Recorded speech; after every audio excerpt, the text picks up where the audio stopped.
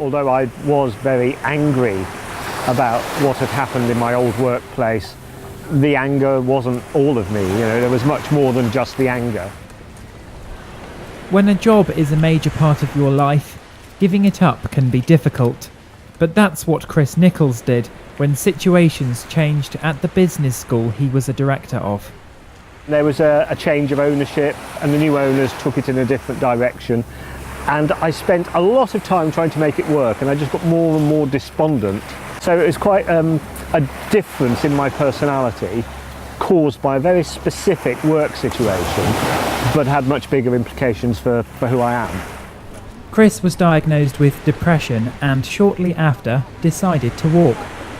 And I was, I suppose, to some extent relieved when I thought, yeah, that's what it is. I am not just being ratty, I am depressed here, and I need to do something about it. And I thought, well, I've got a really good 1,000-kilometre walk on my doorstep with right here, the South West Coast Path. So I thought that would be my pilgrimage. And so Chris set off on his journey around the South West Coast Path, starting off at Paignton Hospital, where he was born. I walked with one of my dogs, a border collie, and we stayed in either tents or eventually we bought a small caravan and moved it around. I, over time, came to a completely different relationship with my own feelings. It's clear that walking the path helped Chris, but it wasn't easy, and sometimes the hardest parts revealed the most.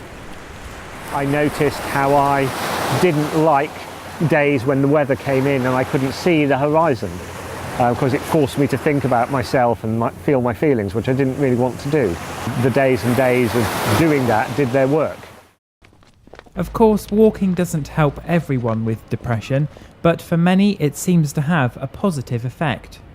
Physical activity of any sort is incredibly beneficial for somebody's emotional health and well-being, in particular because when you exercise, your body releases hormones called endorphins, and these have a positive impact on your mood. And other hormones released through exercise can help people to sleep, especially if insomnia is a part of their mental health issues, but also they can reduce muscle tension and reduce inflammatory conditions as well.